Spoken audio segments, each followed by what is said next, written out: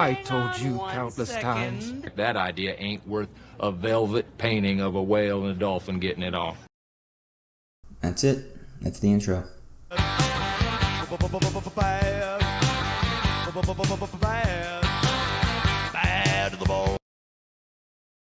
So just for a little context, Megamind is an animated comedy family movie from 2010. It is very good, funny, and even a little subversive as far as kids' movies go. This year, a sequel, Megamind vs. the Doom Syndicate, was released with none of the original cast and went straight to Peacock. From what I've heard, this movie is awful. A bastardization of a movie that a lot of people, including myself, really enjoy. The animation looks way worse than the original, despite it coming out almost 15 years later, and it sounds like the plot and jokes are basically non-existent. And the movie's own trailer makes the shitty animation even more obvious by cutting back and forth between it and the original good animation. That is such a pointless decision that makes your movie look even worse. Just look at his eyes, man. There is no life behind those eyes. Nothing is going on in this head. And as if all that wasn't bad enough, this movie is also a sad attempt at kickstarting a new streaming show on Peacock. And if you love Megamind as much as he does, keep the fun going with Megamind Rules, the new series. The bits and pieces I've seen from this movie seem so dull and unfunny that I can't imagine anyone over, 7 enjoying it. I'll be a monkey's uncle. He's really walking away this time. I don't believe you. It's just a figure of speech. I'm not really a monkey's uncle. But the thing is that someone that's 7 today was born 6 or 7 years after the original came out. So if you're trying to appeal to young kids, why use an old IP that they are not familiar with? Clearly they were thinking that if they slapped the Megamind name on it, people would watch it no matter how bad it is. And if you couldn't guess from all that, the fans of the original Megamind are not happy. But anyway, the point of this video is not to flip out about a shitty kids movie as a 25-year-old. Out of curiosity, after hearing about how much of a dumpster fire this movie was, I was looking at the IMDb page for it. And I noticed something very interesting.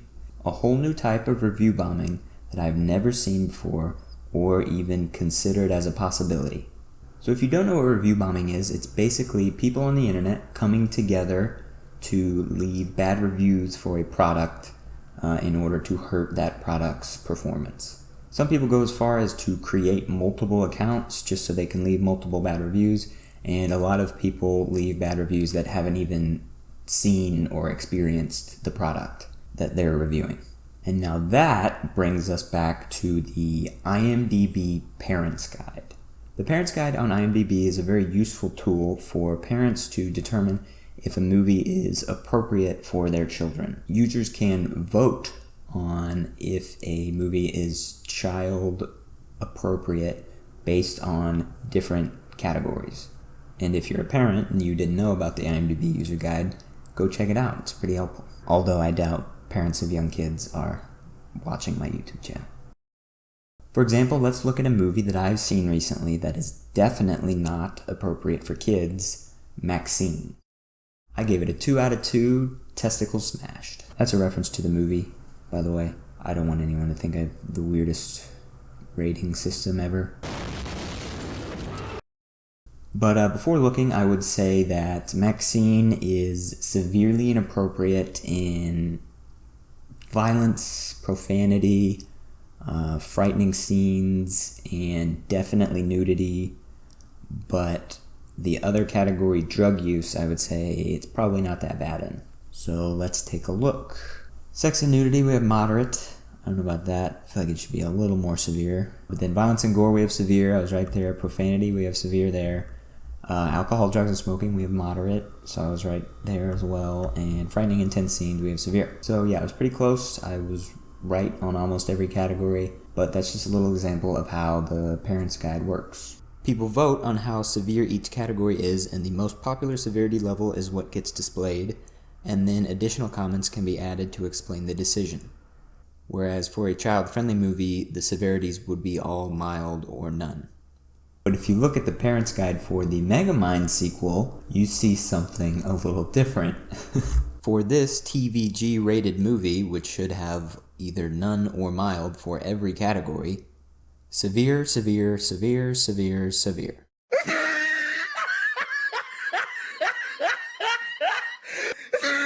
So what's happening is, even though there is definitely no inappropriate content in this movie, IMDb users are all collectively voting that every category is severely inappropriate just to be haters.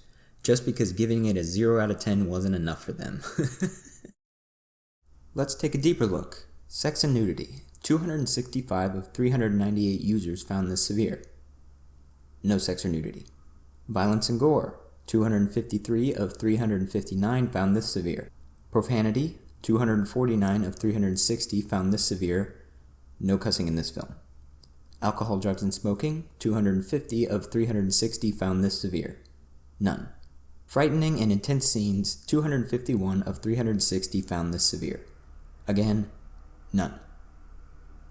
In a way, it's so beautiful how the internet can come together just to shit on something and just to try to ruin something that they don't like. I've never seen this in any parent's guide before. There might be other examples of it on other movies that a large portion of the internet hate.